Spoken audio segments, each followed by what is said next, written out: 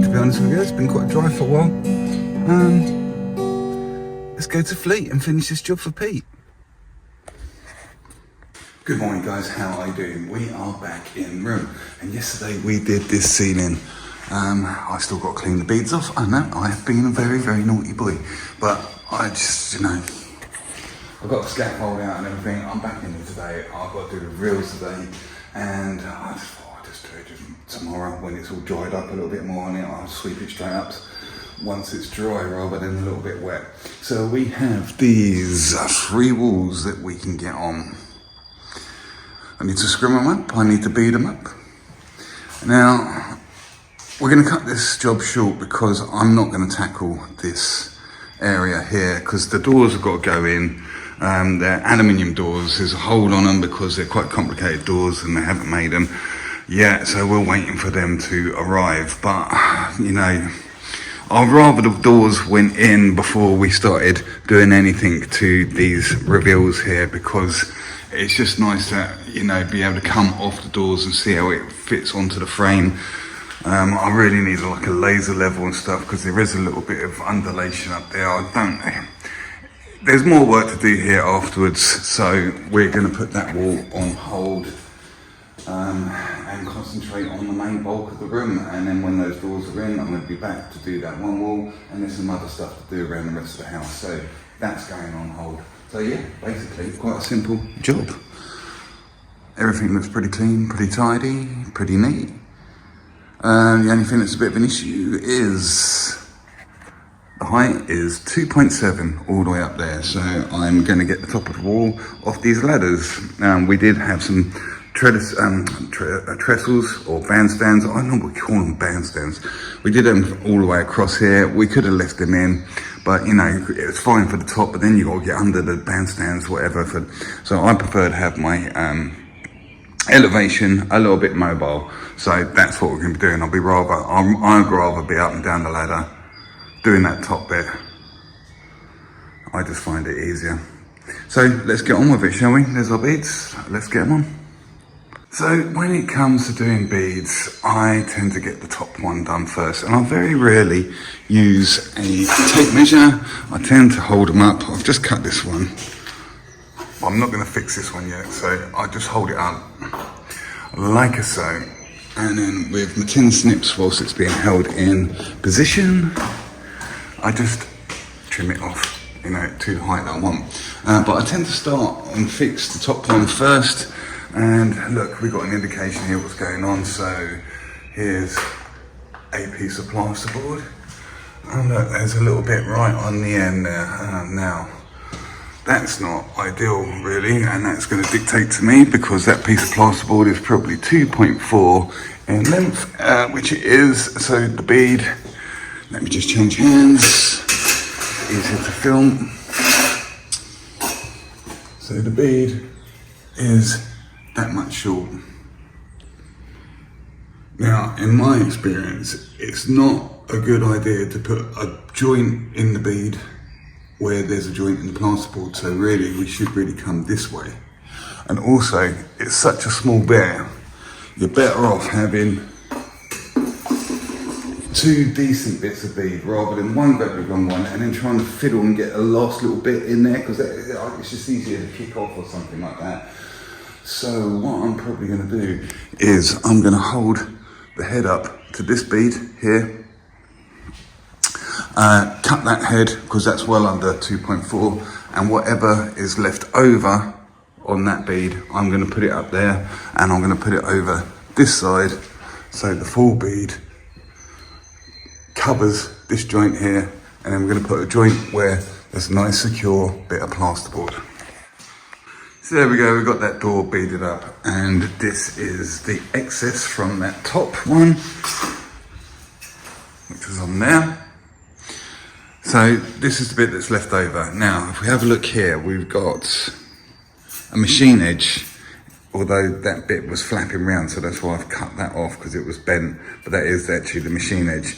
This is the edge that I cut, and I've trimmed that back at a bit of an angle. So when you do cut them with tin snips, you can't help but warp the metal a little bit, which isn't so much of an issue if you have an angle such as this that you're going into, but we're trying to make a straight joint. So if you've got two cut edges going onto each other, that little cut edge might just pimple down just a tiny little bit. So we're going to put that cut edge into there, and then when we cut the next bead, we're going to put the cut edge into the internal and put the factory finish cut up against this joint here.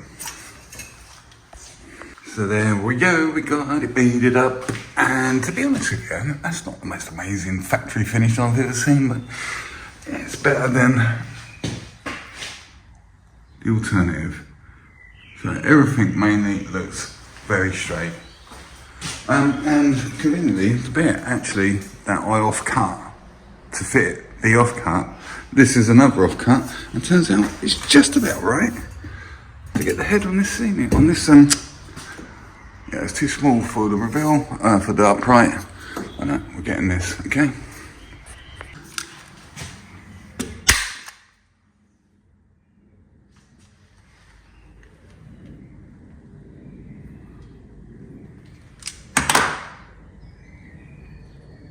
Beads are all up. Now let's get on with some scrimming, and I do have a look every now and again at different brands of scrim, and it's surprising how many different companies actually make scrim. Obviously this pays somebody's mortgage making this stuff, so I've not used this. Wolfer Strong heavy duty scrim tape, never used that before. I mean, it does feel quite coarse, it's quite thick, it's not thin and cottony like some cheaper scrims, and it doesn't look too bad. One of the annoying things is these little threads down the side which quite often come off. You can get a Stanley knife and score this to kind of stop that from happening, but yeah, sometimes it does not pay to get really cheap scrim. Quite often you'll see it on Facebook or something, it's like a box of this scrim for like £10 or something, and you get it and it's just like not suitable for cores, you know. Okay, we're in a position to start knocking up some plaster, and I'm probably going to take out this big wall first of all. It looks like it's probably going to be something like a couple of bags, you know. That's how much that bucket takes, so that's how much I'm going to put in there. And the only thing to take notice of here, it's really catching my eye at the moment, is these window frames. Now, sometimes it's a good idea to tape them up, but in this case, I'm going to say you'll probably get away with not doing that. You might have a little bit get caught in here, but they're nice smooth window frames. You've got a nice bit of area there. The trickle vent there is out the way, so this can wash up and stuff. So obviously you don't want to be scraping that down when it's hard with a rusty old piece of metal scratching it and stuff. So, you know, it's a good idea to keep it clean as you go. So yeah, it's all pretty straightforward, apart from these ones. So we've got this area here with nothing, but look how close these hinges are. So these are the original doors. It used to be a conservatory, now it's been turned into more of an extension. So these areas aren't so bad, you know, but you don't want to get plaster stuck in all these hinges and stuff because it is very unsightly. So these, I am going to say, will need taping up. For the artistic shot on this one, with this for the thumbnail. That's it. That's it.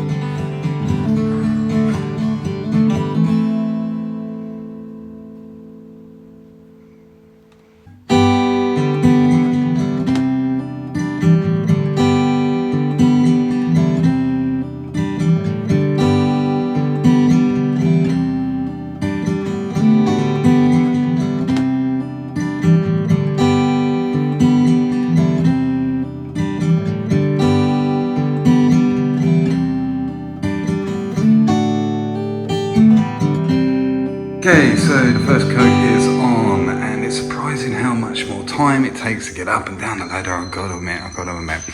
We got the reveals on there and we got the reveals on there. So yeah, we got quite a bit left over actually. I overcooked it a little bit, so we're going to add some water to that. Good couple of handfuls of fresh powder, and we're going to knock that back, and that's going to be quite fast then for putting the second coat on. And we're going to speed this little hit up as fast as we can using the leftover plaster from the first gauge. There we go. I'm glad to get that tool wall out of the way, and the internal up there, if I do say so myself, is looking pretty good. Fine and dandy. As I mentioned in other videos, I never use the corner trowels you can get. I always use the 20x5 carbon steel. Do all the work with that, and just at the end just run a nice little inch brush, a decent quality one that tapers out the end, and it gives you a really nice internal that the painter will thank you for when it comes to cutting in.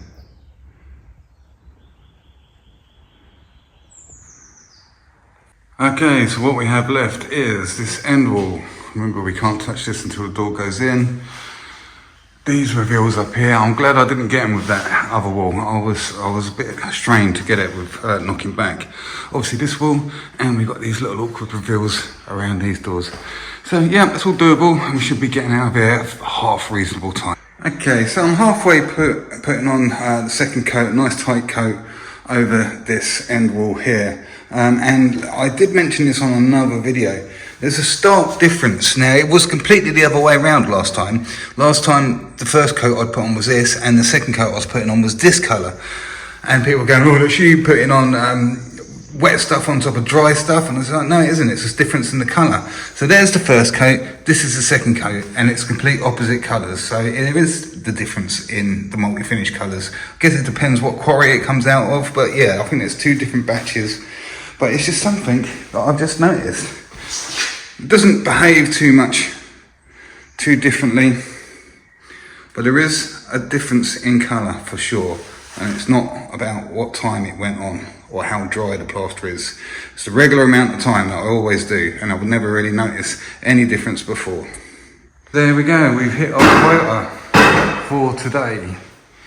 And we're going to disappear now and go to another job tomorrow and leave Pete here by himself to keep soldering on. So yeah, we couldn't get this wall on until the doors go in. I just figured we're better off getting the doors in before we start trying to get these reveals. It just makes sense to go that way. If it's out at all, it's a bit of a nightmare. So yeah, right, let's get out there, shall we? Hi guys, thanks for watching that video. I've been quite busy lately actually with things outside of work as well as work. I've been struggling to get the editing done. This one is what it is. If you did enjoy it, please do like and subscribe. We will have another video up very soon, and I've got all the footage. I just need to edit it. So hopefully I'll have that up this weekend at some point. I don't know, maybe tomorrow night, maybe Sunday morning. I don't know yet. See what happens. So guys, yeah, thanks for watching, and I'll see you on the next video really soon. All right, take it easy.